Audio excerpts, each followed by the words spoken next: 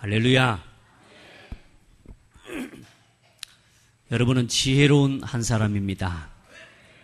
혹 내가 아직 사람들이 원하는 수준, 또 혹 내가 원하는 수준만큼 지혜롭지 못하다 할지라도 하나님은 여러분 한 사람 한 사람을 지혜로운 사람으로 부르셨습니다. 먼저는 가장 지혜로운 사람은 그리스도를 깨닫고 아는 사람이요. 여러분, 그리스도를 아는 지혜는 어마어마한 지혜입니다. 하나님이 은혜 주시지 않으면 안 되고요. 또 하나님이 주신 지혜가 없으면 깨달을 수 없는 거예요. 그래서 오늘 여러분들은 한 사람 한 사람 다 지혜로운 사람들인 줄 믿습니다.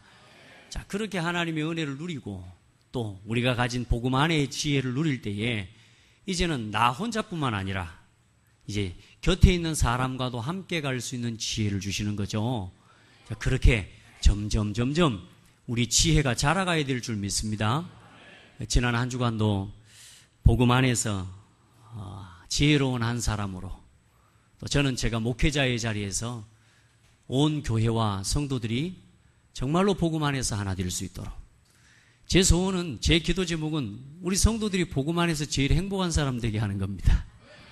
예, 그렇게 해서 하나님은 어떻게 이 말씀을 심부름할까요?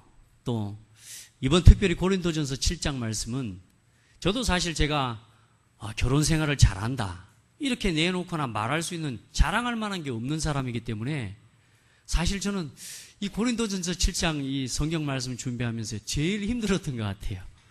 어떻게 이 말씀을 우리 성도들에게 심부름해야 될까 참 고민을 좀 많이 했던 것 같습니다. 그리고 또 지난 우리 한 주간은 하나님 은혜로 우리 창대교회 때 전 성도들이 함께 연합해서 또 야유회도 함께 하게 되고 함께 또 믿음의 교제들을 나눌 수 있는 그런 은혜와 시간들을 주셨습니다. 여러분요, 어떤 현장이든지 상황 속에서도 그렇고요, 정말로 복음 안에서 지혜로운 한 사람의 선택들을 하고 또 그런 삶의 열매들을 누려가고 맺어가는 그런 성도들 되기를 주의 이름으로 축복합니다. 오늘 또 하나님이 여러분을, 우리를 예배로 불러주셨어요. 이 어마어마한 축복의 시간으로 우리를 초청해 주셨습니다. 근데 오늘 그 초청된 이 자리에 하나님이 여러분에게 주신 말씀은 고린도전서 7장 말씀으로 부르심을 받은 그대로 지내라는 말씀입니다. 오늘 이 말씀을 통해서 여러분이 큰 가정과 또 앞으로 우리가 신앙생활 해나가는 데 있어서 중요한 답을 얻고 또 회복하는 축복의 시간 되기를 바랍니다. 오늘 고린도전서 7장에 보면 참 이 고린도 교회에 들어와 있는 무질서에 대한 부분들, 특별히 이제 가정 문제에 대한 문제를, 사실 고린도 전서는 고린도 교회 성도들에게 일어난 문제들에 대해서 이거 어떻게 하면 좋겠습니까? 라고 하는 질문에 대한 답변이에요, 사도 바울의. 그래서 오늘 고린도 지역에 전도자가 권면하는 가정의 질서, 이렇게 서론의 메시지를 잡았는데요.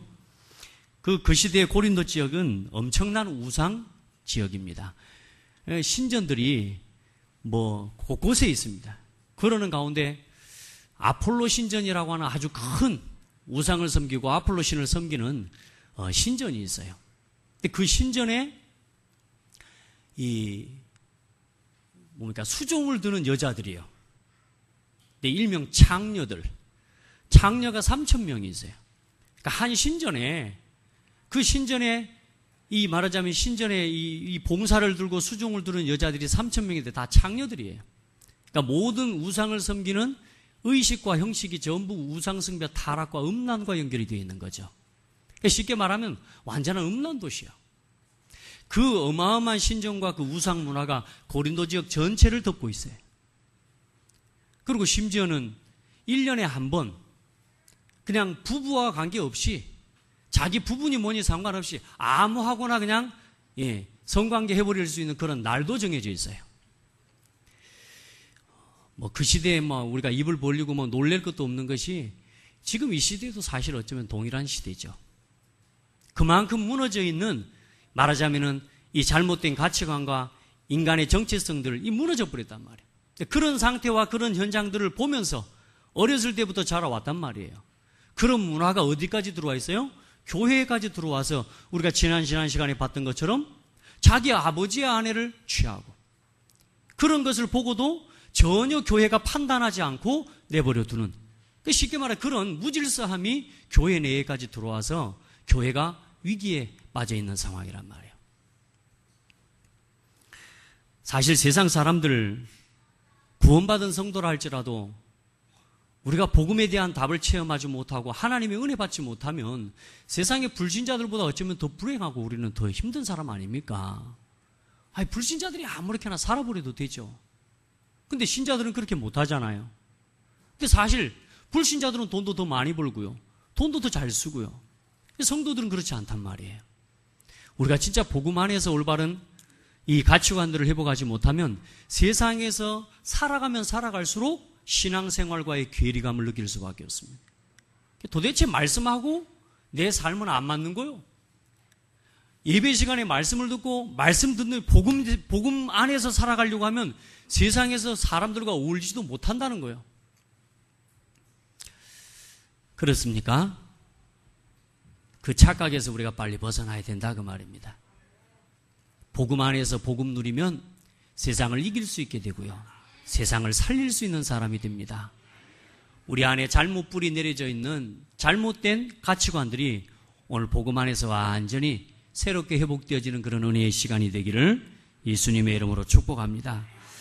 사실 우리나라의 문화 자체가 유교적인 문화를 바탕으로 하고 있기 때문에 이런 성적이고 이런 부분들을 막 함부로 말도 못하고요, 굉장히 억눌려져 있죠. 그리고 상당히 폐쇄적이고요. 자, 그러다 보니까 억눌러져 있을 뿐이지 모든 사람에게 사실 여기에 대한 욕망은 있는 거거든요. 그러니까 그런 부분들을 지혜롭게 이야기하고 자연스럽게 표현할 수 있는 문화 자체가 안 되기 때문에 숨겨놓고 살아가는 거예요. 성경은 그런 면에 있어서요, 얼마나 사실적이고 얼마나 바르게 이 성에 대한 부분들도 이야기하고 있는지 몰라요. 오늘 여러분 안에 있는 갇혀있는 생각들도 싹 복음 안에서 자유롭게 회복하는 시간 되기를 예수 이름으로 축복합니다. 자, 오늘 사도 바울은 고린도 교회 성도들을 향해서 결혼과 부부의 성생활, 또 이혼에 대한 권면, 독신과 재혼에 대한 권면, 또 여러 가지 처녀가 어떻게 살아가야 될 것이며 이런 부분에까지 사도 바울이 권면을 하는 것을 볼 수 있습니다. 여러분은 결혼을 어떻게 해서 결혼했습니까? 그냥 둘이 보고 좋아서 눈이 맞아서 결혼하셨습니까? 또 하나님의 절대적인 하나님의 은혜가 있어서 본 순간 그냥 이 하나님이 짝지어 주신 분이다 하고 그냥 이렇게 했습니까? 또 어떤 분은 우리 아버지 어머니가 그냥 하라고 해서 중매로 또 이렇게 결혼하신 분들도 있을 거고요. 자, 각각 여러분이 결혼을 하고 또 결혼하고 살아가는 그런 이유들이 있겠지만 오늘 성경에는 사도 바울은 이렇게 말씀하고 있습니다. 먼저 여러분 한 가지 이렇게 기본적으로 생각하고 들어야 될 게 뭐냐면 그 시대의 시대적 고린도 지역이라고 하는 배경을 두고 오늘 이 말씀을 또 함께 들으셔야 됩니다. 예. 그래서 첫 번째 결혼에 대한 부분에 대한 사도 바울의 권면은 그렇습니다. 음행을 피하기 위하여 남자마다 자기 아내를 두고 여자마다 자기 남편을 두라. 남편은 그 아내에 대한 의무를 다하고 그 남편에게 아내도 그 남편에게 그렇게 할지라. 아내는 자기 몸을 주장하지 못하고 오직 그 남편이 하며 남편도 그와 같이 자기 몸을 주장하지 못하고 오직 그 아내가 하나니 서로 분방하지 말라. 기도할 틈을 얻기 위하여 합의상 얼마 동안은 하되 다시 합하라. 이는 너희가 절제 못함으로 말미암아 사탄이 너희를 시험하지 못하게 하려 함이라. 자, 왜 결혼하라고요? 육신의 성적인 욕망과 이것들 때문에 사단에게 통로가 되고 사단에게 시험받지 않도록 음행에 빠지지 않도록 결혼하라는 것입니다. 예. 그리고 부부가 결혼했으면 서로 부부간의 의무를 다하라. 성적인 성생활에 대한 의무를 다하라 그 말입니다. 그렇게 해서 합의간 기도할 일이 있고 우리가 복음을 위해서만가 정말로 하나님 앞에 서야 될 이유가 있을 땐 서로 분방하되 또 다시 합하라. 지혜로운 가정생활을 할 수 있는 그런 은혜가 있기를 예수 이름으로 축복합니다.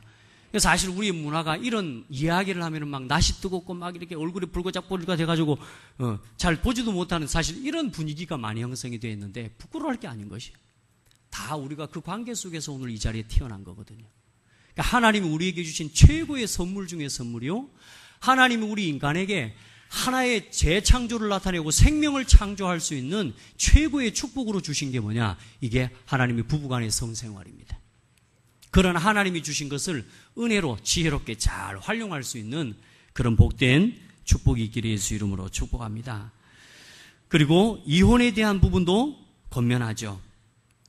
7절로 16절에 쭉 그렇게 말씀하고 있는데 10절에 보면 결혼한 자들에게 내가 명하노니 명하는 자는 내가 아니요 주시라. 여자는 남편에게서 갈라서지 말고 만일 갈라섰으면 그대로 지내든지 다시 그 남편과 화합하든지 하라.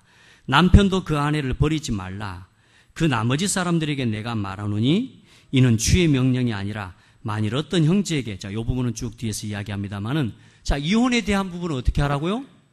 갈라서지 말라고요. 갈라서지 말라고. 그런데 쭉 뒤에를 읽어보면, 자, 보세요. 그 나머지 사람들에게 내가 말하노니 이는 주의 명령이 아니라 만일 어떤 형제에게 믿지 않은 아내가 있어 남편과 함께 살기를 좋아하거든 그를 버리지 말며, 어떤 여자에게 믿지 아니하는 남편이 있어 아내와 함께 살기를 좋아하거든 그 남편을 버리지 말라. 믿지 아니하는 남편이 아내로 말미암아 거룩하게 되고 믿지 아니하는 아내가 남편으로 말미암아 거룩하게 되나니 그렇지 아니하면 너희 자녀도 깨끗하지 못하니라. 그러나 이제 거룩하니라. 아멘. 그러면서 뒤에 이혼에 대한 바울의 견해를 이야기하는데 15절에 보십시오. 혹 믿지 아니하는 자가 갈리거든 갈리라. 형제나 자매나 이런 일에 구애될 것이 없느니라. 그러나 하나님은 화평 중에서 너희를 부르셨느니라. 여러분, 믿지 아니하는 남편이 아내와 함께 살기를 거부한다. 그러면 갈리라. 믿지 아니하는 아내가 믿는 남편에게 내가 당신과 못 살겠다. 당신 예수 믿는 것 때문에 나 못 살겠다. 그렇게 되면 갈리라. 그러나 하나님께서는 뭐요? 화평 중에 우리를 부르셨다. 그리고 나를 통해서 믿지 아니하는 이 아내가 또 나를 통해서 믿지 아니하는 이 남편이 구원 얻을지 어떻게 알겠냐? 여러분, 정말로 이제 결혼하기 전에 여러분 사실 좋아서 결혼도 다 하셨고 또 그렇게 안 믿는 남자임에도 불구하고 하셨고 안 믿는 여자임에도 불구하고 결혼하셨고요. 다 선택 여러분이 한 거고 이제 여러분이 복음 안에서 이제는 뭐요? 정말로 믿지 않는 남편 또 믿지 않는 아내가 구원 얻을 수 있도록 나를 통해서 그 일에 여러분 설 수 있기를 축복합니다. 그러나 이혼에 대한 바울의 견해는 뭐요? 서로 갈라서지 말라는 거예요. 그러나 부득불 정말로 내가 신앙생활하는 것 때문에 내가 복음을 누리고 복음을 지키고 살아가는 것 때문에 내 신랑인데 그런 모습이 싫어서 갈라서자고 한다면 갈라서라. 여러분 이 말 듣고 다 가서 또 그렇게 갈라서지 마시고 이제 부득불 그것은 죄가 되지 않는다라는 겁니다. 그래서 여러분 하나님 앞에서 나를 통해서 어쩌든지 믿지 않는 이 신랑과 아내가 구원 얻게 하는 일에 여러분의 마음을 쏟을 수 있기를 축복합니다. 자, 그리고 혼자 사는 것과 또 재혼에 대한 권면도 사도 바울은 오늘 하고 있습니다. 바울은 8절로 9절에 보니까요. 내가 결혼하지 아니한 자들과 과부들에게 이르노니 나와 같이 그냥 지내는 것이 좋으니라. 자, 사도 바울이 뭐요? 나와 같이라는 말은 무슨 말이에요? 바울도 혼자 살고 있는 사람이란 말이에요. 사실 사도 바울은 복음 때문에 가정도 사실 잃은 사람이죠. 사도 바울이 예수 그리스도의 복음 깨닫기 전에 산헤드린 공회원이라고 하는 아주 유대 말하자면 종교 조직의 굉장히 큰 높은 위치의 바리새 조직의 말하자면 이 중요한 엘리트였어요. 그런 사람이 예수 그리스도의 복음 받고 복음 받은 것 때문에 사실 그러니까 그 산헤드린 공회원이 되려면 결혼을 반드시 해야 돼요. 그런 배경을 두고 오늘 사도 바울의 말을 보면 복음 때문에 사실 사도 바울은 가정도 어쩌면 이런 그런 상황이 된지도 몰라요. 어쨌든 혼자 사는 것이 유익하다. 그러니까 굳이 결혼하려고 하지 마라. 이렇게 이야기합니다. 오늘 또 이 말 듣고 결혼 안 하는 사람 있는지 모르겠는데 그게 아니고요. 잘 보셔야 됩니다. 전제가 있어요. 전제가. 독신으로 살아도 되는 몇 가지 전제를 이야기하는데 26절에 같이 한번 봅니다. 내 생각에는 이것이 좋으니 곧 임박한 환난으로 말미암아 사람이 그냥 지내는 것이 좋으니라. 자, 그 시대에는 뭐냐? 예수 믿고 복음 전하는 것 때문에 어마어마한 환난과 핍박을 받고 살아가는 시대예요. 그래서 그 임박한 환난과 진노 속에서 내 가정이 있으면 어때요? 저도 제가 어디를 나가보면 혼자 다니면 굉장히 편해요. 근데 가정이 있고 자녀가 있기 때문에 안 해도 되는 걱정들을 배나 더하게 되는 거예요. 그렇죠? 그래서 뭐냐? 바울이 복음을 위해서 살아가고 전도하고 살아가는 데 있어서 앞으로 지금 우리가 살아가는 이 시대 환난과 핍박 속에서 우리가 혼자 지내는 것이 썩 나쁘지 않다라고 하는 이야기를 하는 것입니다. 그리고 또 두 번째 전제는 뭐냐? 부르심을 따라서 하라는 것입니다. 자, 17절에 보면 오직 주께서 각 사람에게 나눠주신 대로 하나님이 각 사람을 부르신 그대로 행하라. 내가 교회에서 이와 같이 명하노라. 자, 그러면서 7절 말씀 보세요. 나는 모든 사람이 나와 같기를 원하노라. 다시 말해 혼자 사는 것을 내가 추천한다 그 말이요. 그런데 뭐냐? 각각 하나님께 받은 자기의 은사가 있으니 이 사람은 이렇게 하고 저 사람은 저러하니라. 어떤 사람은 독신으로 살아가는 게 은사인 사람이 있어요. 혼자 사는 걸 막 그렇게 성적인 욕망이나 이런 것에 잡히지 않고 혼자 살아갈 수 있는 은사를 받는 사람이 있습니다. 각각 자기의 은사를 따라서 하라는 거죠. 또 부득불 결혼을 하고 이혼을 하게 돼서 독신으로 살아가는 분들도 있고요. 그런 부분에 대해서도 오늘 재혼에 대한 권면도 바울은 하지만 우리가 앞으로 지금 이 시대는요, 앞으로 그런 사람들이 더 많아진다고 보시면 돼요. 맞죠? 네. 그래서 여러분 지금부터 막 내가 혼자 살려고 해서 막 하는 게 아니라 내가 유혹을 받을 수 없겠거든, 유혹을 이길 수 없겠거든 결혼하고 또 나 혼자 살아도 썩 어렵고 힘든 게 없다라고 생각할 때는 혼자 살아라 그 말입니다. 그리고 재혼을 하려면 39절의 말씀에 보니까 아내는 그 남편이 살아있는 동안에 매여 있다가 남편이 죽으면 자유로워 자기 뜻대로 시집 갈 것이나 주 안에서만 할 것이니라. 주 안에서 내가 재혼을 해야 되는 상황이 되고 또 다시 결합해야 되는 그런 부분이 있다면 헤어졌으면 다시 그 남편과 합하는 것이 가장 좋은 것이고요. 그러나 부득불 이제 사별을 하고 이런 여러 가지 이유들로 해서 내가 혼자가 된 독신이 되었을 경우에 재혼을 할 때 어떻게 해요? 주 안에서 하라. 그렇게 사도 바울은 결혼에 대한 권면들을 지금 말씀하고 있습니다. 혹여나 여러분들 이런 부분들을 우리 사람들이 그래요, 다 감춰놓고 내색도 못하고요, 말도 하지 못하는 그런 상황 속에서 살아가는 사람들이 참 많습니다. 오늘 이 말씀을 통해서 혹여나 내가 묶여있고 자유롭지 못했던 그런 생각 속에 있었던 성도들이 있다면 오늘 복음 안에서 큰 힘과 답을 얻게 되기를 예수 이름으로 축복합니다. 그리고 마지막으로 모든 것을 누구를 위하여서 해요? 주를 위해서 하라. 35절 말씀에 보면 내가 이것을 말하면 너희의 유익을 위하며 너희에게 올무를 놓으려 함이 아니니 오직 너희로 하여금 이치에 합당하게 하여 흐트러짐이 없이 주를 섬기게 하려 함이라. 여러분, 결혼을 해서 주를 잘 섬길 수 있다면 결혼을 하십시오. 그리고 내가 혼자 사는 것이 복음을 위해서 살아가는 것에 합당하고 내가 유익이 된다고 생각하면 독신으로 살아도 괜찮습니다. 그러나 정말로 여러분의 가정들이 복음 안에서 이제 힘을 얻어야 돼요. 잘못된 지금 가치관들, 잘못된 성적인 인식들, 이 문화를 통해서요, 가정을 완전히 무너뜨리려고 하는 사단의 역사가 있기 때문에 이제 복음 안에서 여러분요, 정말로 바르게 가정들을 지켜갈 수 있는 힘과 답을 얻으셔야 돼요. 그래서 오늘 무너진 가정들의 아픔을 가지고 있는 성도들은 오늘 하나님 앞에서 그것을 전부 발판으로 붙잡는 시간이 돼야 되고요. 또 위기 속에 있는 가정이 있다면 오늘 하나님 앞에서 중요한 답을 얻는 시간이 돼야 되고요. 또 정상적인 가정으로 지금 복음의 사명들이 일을 감당하게 하는 또 그런 축복 속에 있는 성도들은 또 그것 가지고 무너진 가정들을 치료하고 위로하면서 세워가는 힘을 복음 안에서 얻는 축복이 있기를 바랍니다. 우리나라 지난 한 해에 이혼이 상당히 많은데 젊은 사람들이 부부가 이혼하는 거 말고요. 요즘 이 시대에 지금 풍속도가 황혼 이혼이라고 해서 연세가 많으신 우리 어머니 세대 이런 분들이 이혼을 많이 하는데 지난해에 보니까 32,400건이 이혼을 했어요. 하루에 약 300건 정도 이혼이 지금 이루어지고 있는데 기혼하고 결혼하는 숫자의 3분의 1이 매월, 매일 이혼을 합니다. 가정들이 다 무너져 가고 있습니다. 여러분, 이렇게 해서 사람들이 그 이혼 사유도 여러 가지예요. 사실 너무나 이유가 되지 않는, 이유가 될 수가 없는 이유가 이유돼서 지금 가정들이 무너져 가고 있거든요. 제일 많이 이야기하는 게 뭐죠? 성격이 안 맞아서.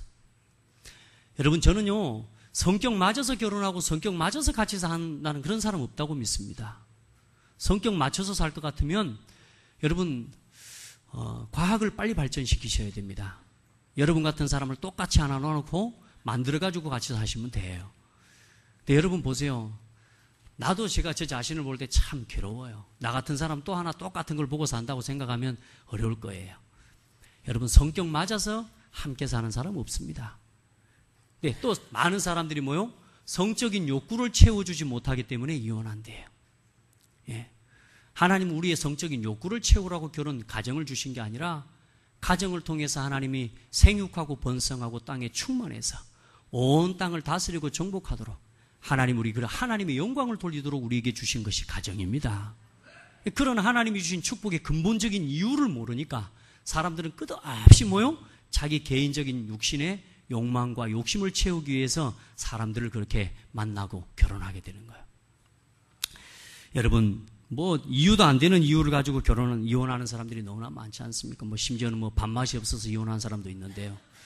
뭐 반찬 맛이 마음에 안 들어서 이혼하는 사람도 있고요. 참 정말로 말도 안 되는 이유지만, 그러나 여러분 작지 않아요. 여러분에게 있는 성격들, 그것이 그래서 복음 안에서 빨리 치유되지 않고 또 상대방을 복음 안에서 볼 수 있는 눈이 열려지지 않으면 계속 갈등하고 계속 방황해야 돼요. 가정에 끊임없이 문제가 와야 돼요. 그래서 오늘 여러분 복음 안에서 참된 가정과 교회를 세우는 복음 개인화의 절대적 이유를 붙잡고 돌아가셔야 돼요. 아멘. 그래서 결국은 개인과 개인이 만나는 거기 때문에 나 자신이 복음으로 답이 나지 않으면 답나지 않은 만큼 갈등되어지고요, 답나지 않은 만큼 상대방에게 상처 주게 돼 있단 말이에요. 분쟁은 뭐냐? 다툼은 뭐냐? 우리의 무질서, 우리가 복음 안에서 치유받지 못한 상처와 무질서를 통해서 일어난 삶의 열매가 분쟁이에요. 맞습니까? 그래서 오늘 여러분, 이 시대에는 모든 면에서 위기입니다. 눈에 보이는 현실은 전혀 문제가 없어 보이죠. 발전과 성장을 거듭하고 있는데요, 철저하게 사람 중심이고 철저하게 개인 중심이고요, 어떤 질서와 규범도 없이 이제는 이 시대는 절대적 진리가 없어진 시대예요. 다 이제 내 마음에 들고 내가 하고 싶으면 다 하는 거예요. 내가 원하면. 그래서 거기에 마음이 맞는 사람이 몇 사람만 모이면 법으로도 제재를 할 수가 없어요. 완전히 무너져 버렸어요. 절대적인 진리가 없어요. 성경 말씀 이야기하면 답답하다는 거예요. 여러분, 이 시대가 눈에 보이지 않는 재앙과 영적인 위기를 만난 시대입니다. 가정 문제가 아니고 영적 문제입니다. 개인 문제가 아니고 영적 문제입니다. 맞습니까? 전쟁 문제가 아니고 영적 전쟁입니다. 여러분, 문제의 진짜 원인과 그 흐름을 볼 수 있는 지혜로운 성도들이 되기를 바랍니다. 많은 사람들이 문제에 대한 원인을 모르기 때문에 자꾸만 우리도 모르게 하나님 탓을 해요. 다른 사람 탓을 합니다. 아담과 하와가 범죄하고 난 뒤에 제일 먼저 뭐 했어요? 왜 누가 너에게 버섯음을 고하였느냐? 내가 너에게 먹지 말라고 명하니 나무 열매를 먹었냐? 그러니까 아담이 제일 먼저 한 말이 무슨 말이요? 하나님께서 내게 주셔서 나와 함께 있게 하신 여자. 제일 먼저 누구 탓? 하나님 탓. 우리는 뭐 문제 오면요, 막 하나님 탓합니다. 막 바람만 세게 불어도 하나님 왜 바람 세게 불게 하냐고 뭐 하나님한테 대듭니다. 막 비만 많이 쏟아부어줘도 막 하나님 왜 비를 많이 쏟아부어갖고 우리 논대 밭에 싹 실려가 버렸습니까? 하나님을 자꾸 탓해요. 그리고 또 누구를 탓해요? 사람 탓. 네. 문제의 이유를 알면 사람 탓이 안 되고 하나님 탓 안 돼요. 우리에게 이 문제를 가져다 준 장본인이 누굽니까? 사탄이에요.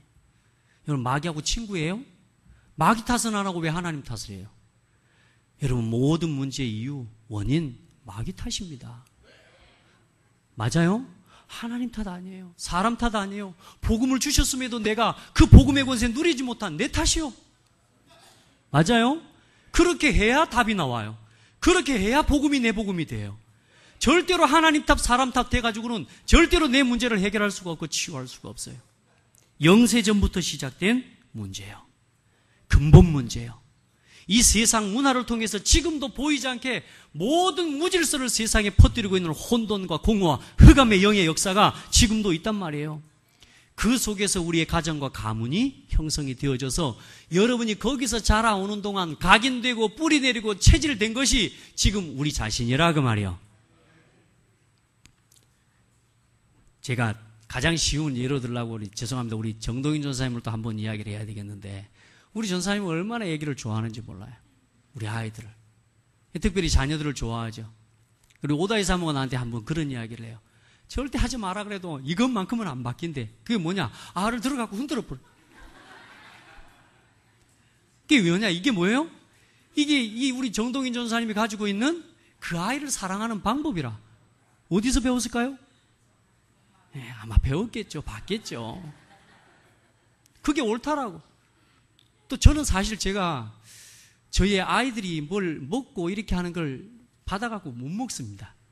근데 어느 날 우리 정동인 전사님과 같이 가만히 앞에 앉아있고 있는데 유언이라는 꿈을 먹다가 유언이가 뭘 먹는데 뱉어서 못 먹기도 하니까 그걸 그대로 받아고 너무나 자연스럽게 자기 입으로 넣어버리더라고. 야, 그래 그걸 보면서 야, 참 저렇게 자녀를 사랑하는구나. 참 우리 정전사가 아주 굉장히 여유있게 느긋하게 이렇게 하지 않습니까? 그게 뭐냐? 우리 전도사님이 가지고 있는 자녀를 사랑하는 방법인데 저는 이해가 안 됩니다. 절대로 못 흔듭니다. 저는 못 흔들어요. 저는. 왜냐? 끊어져 볼까봐. 그게 무슨 말이에요? 자라온 삶과 배경이 달라요. 근데 다른 거지 틀린 건 아니에요. 그 사람의 그 연약한 거라고 말할 수도 없는 것이 그 사람이 그렇게 살아왔다고요. 이제 우리가 조금 복음 안에서 빨리 회복할 건 뭐냐? 보편적인 우리가 사람의 함께하는 수준에서 생활하면서 이해할 수 있는 상식의 수준이 있어요. 그 상식 수준들을 이제는 우리가 만들어가고 지켜가는 것이죠. 맞습니까? 그리고 이제 복음을 가진 우리는 조금 더 상식 이상의 수준으로 우리가 우리의 삶을 바꿔가야 되는 우리의 도전들이 있는 것이지 그게 틀린 게 아니라 내가 그렇게 못하는 것도 어쩌면 저기 입장에서 볼 때는 다른 거지만 내 입장에서 서로가 다른 건데 그게 틀린 게 아니라는 사실이에요. 다시 말해 여러분 한 사람 한 사람이 여러분의 가정과 가문을 따라서 옳다라고 여기는 기준들을 다 다르게 가지고 있어요. 그 부분들을 복음의 눈으로 볼 수 있어야 정죄가 되지 않습니다. 복음 안에서 하나님이 나에게 주신 그 부족함을 나에게 채우라고 주신 것으로 보여지지 않으면 계속 분쟁과 다툼 속에서 살아가야 됩니다. 그러니까 그 문제를 가지고 교회도 똑같이 오는 거예요. 결국은 내가 바뀌지 않으면 교회에서도 그렇게 살아가야 되는 거예요. 그래서 교회에 와도 분쟁과 다툼이 갈등이 끊이지 않게 되는 거예요. 그래서 한 가지만 복음의 눈으로 볼 수 있어도 돼요.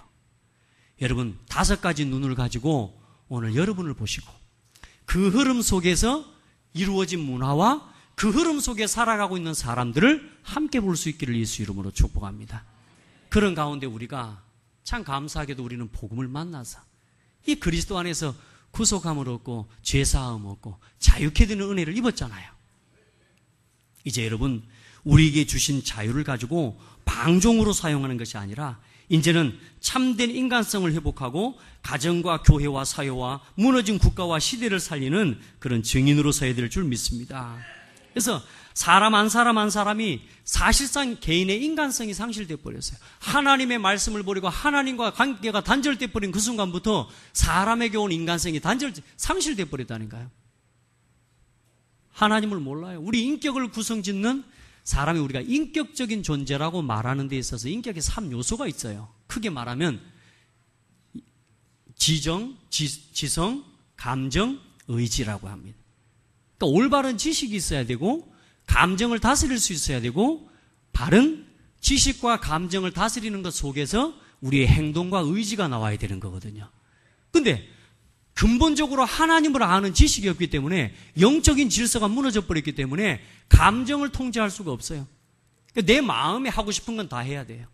내 마음에 욕구가 올라오면 그 욕구를 참을 수 없어요. 절제할 수가 없는 거예요.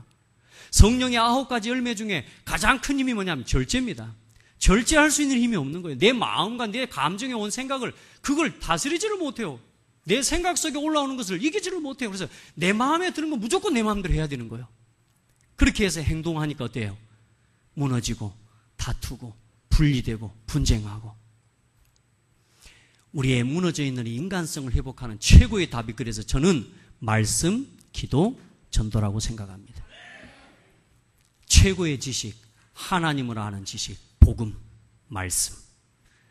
여러분이 말씀을 늘 가까이 하고 말씀의 지식으로 충만해지고 우리의 감정을 뭘로 다스릴 수 있습니까?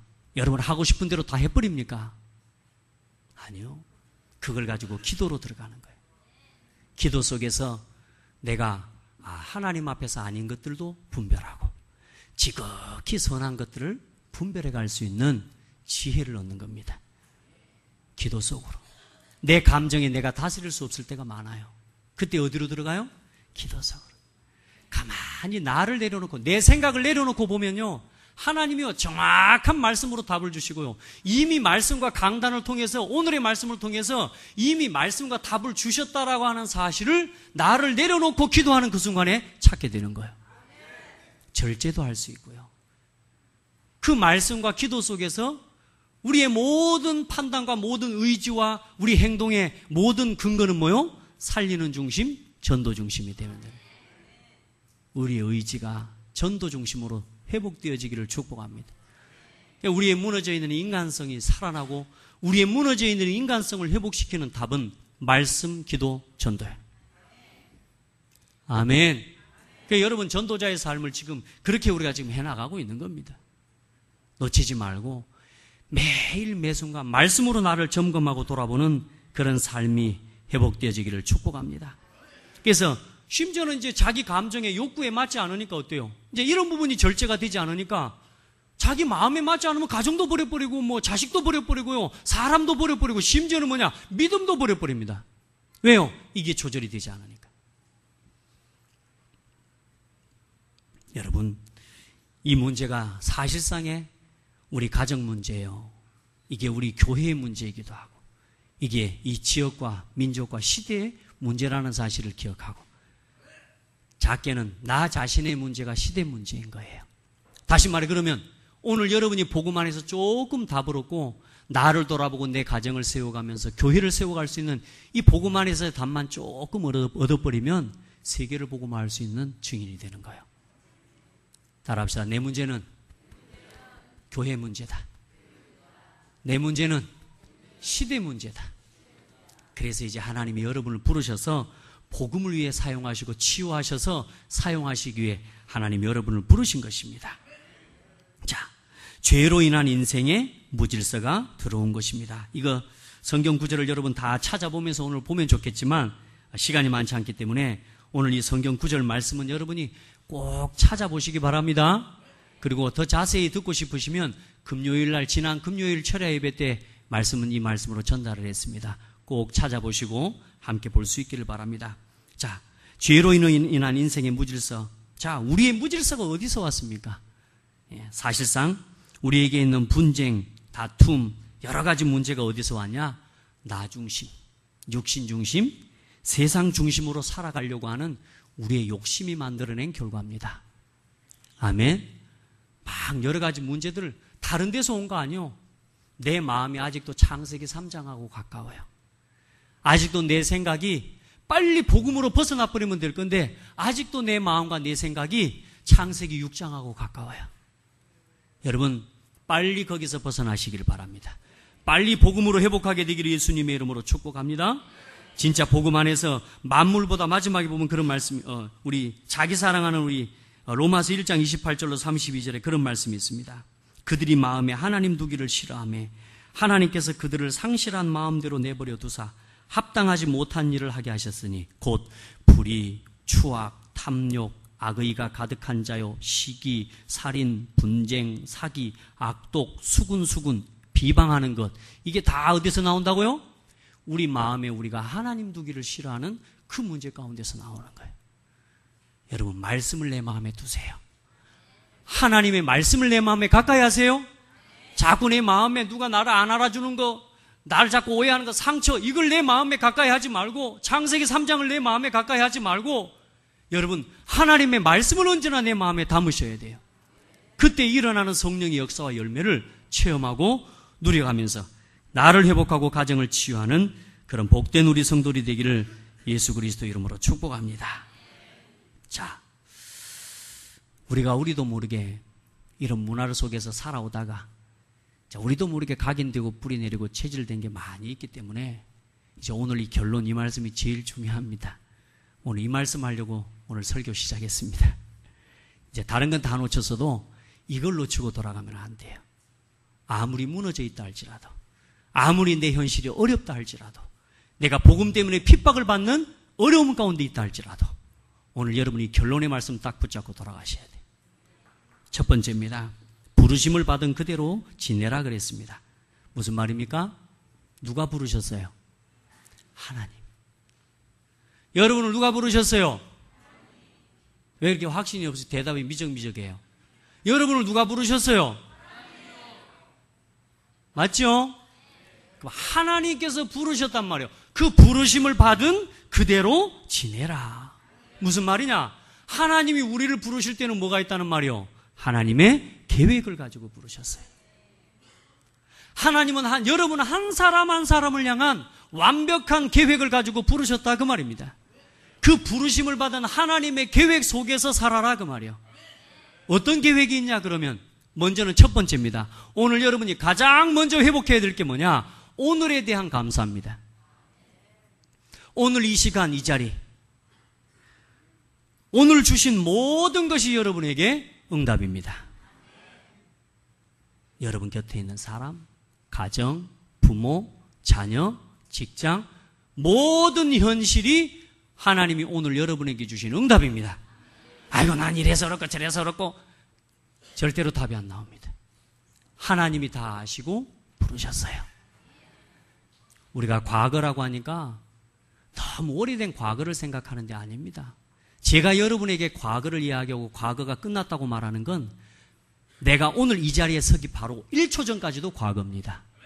혹시 여러분 1초 전까지 불신앙 생각하고 있는 사람이 있었다면 그것도 끝나세요. 해방 선포하라 그 말입니다. 먼저 여러분요, 오늘에 대한 감사하세요. 혹시 옆에 신랑이 앉아 계신 분은 진짜 고맙다고 사랑하다고 이야기도 해주시고, 또 여러분 진짜 오늘 주어진 이 현실과의 모든 것에 대한 감사 1단계 회복하시기 바랍니다. 정말로 내게 주신 하나님의 축복과 하나님의 응답을 누리는 첫 번째 고백, 오늘 나에게 주신 모든 현실에 대한 감사.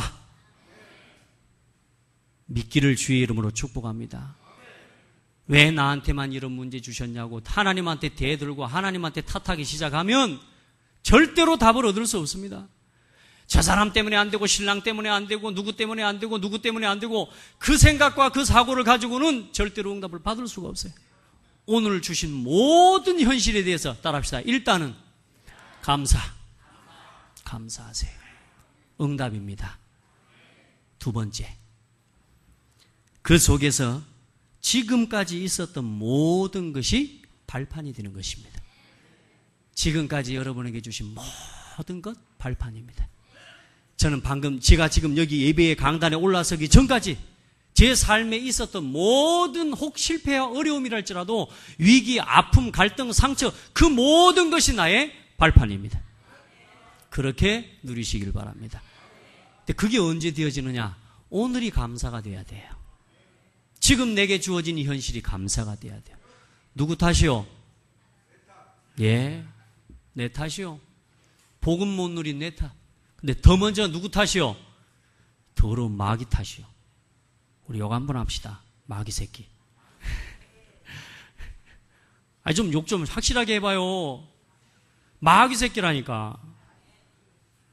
사단이 우리 관계를 오해시키고 사단이 분열시키고 사단이 이간질시키고 사단이 무너뜨려 놓은 관계들, 거기서 내가 자라오면서 체질이 되고 각인되고 내가 나도 모르게 내가 하나님 모르고 살아왔던 과거가 각인이 돼서 그것을 내려놓기가 그렇게 어려운 거라. 그래서 생각 감옥에서 빠져나오라 안 합니까? 자유하십시오. 오늘 이 시간 1초 전까지 있었던 모든 과거에 대해서 전부 자유하십시오.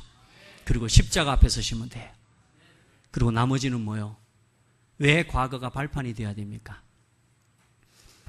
이혼의 아픔, 사별의 아픔, 또 가정에 피치 못할 상처로 인한 내가 복음 누리지 못해서 당했던 과거의 많은 가정의 아픔, 그 모든 것을 다 발판으로 놓으십시오. 아멘. 정말로 복음 안에서 내 삶이 일어났던 모든 과거를 발판으로 놓아라. 왜냐? 나처럼 지금도 그렇게 살아가고 있는 죽어가는 영혼이 많다. 그래서 그 사람 살리라고. 미국의 어떤 분이 예수 믿는 것 때문에 핍박을 받고 이혼을 했어요. 쫓겨난 거죠. 근데 이 사람이 하나님 은혜로 복음을 듣고 복음을 만나고 지금은 어떤 사람이 됐냐? 가정을 치유하는, 가정을 회복시키는 상담사가 됐어요. 그게 발판입니다. 복음 안에서 자기의 전문성과 기능을 찾아서 이제 복음 모르고 무너져가는 가정들이 너무 많잖아요. 그 가정들을 치유하고 살리는 증인이 된 거예요. 여러분에게 어떤 문제가 있습니까? 또 어떤 문제가 있었습니까? 그 모든 것이 이제 나와 같은 아픔과 문제를 당한 사람 살리라고 주신 메시지입니다. 그게 발판이요. 아멘.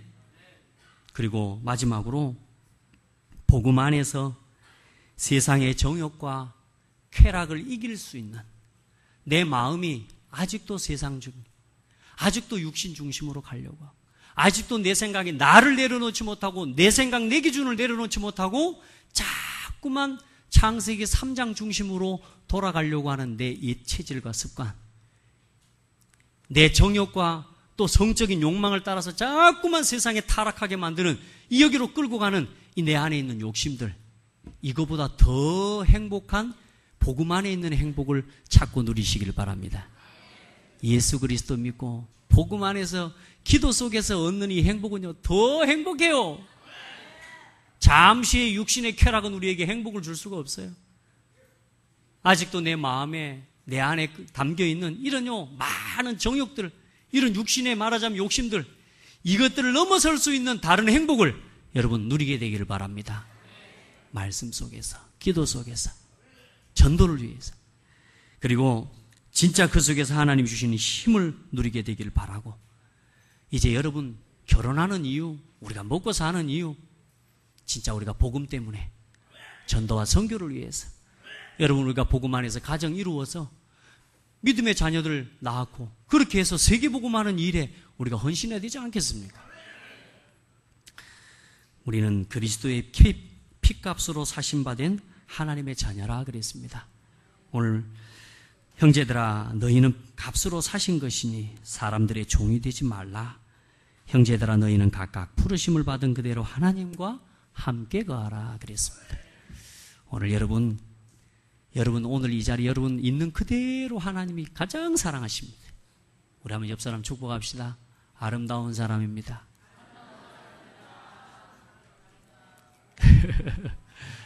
한 번만 더 이야기해요. 진짜로?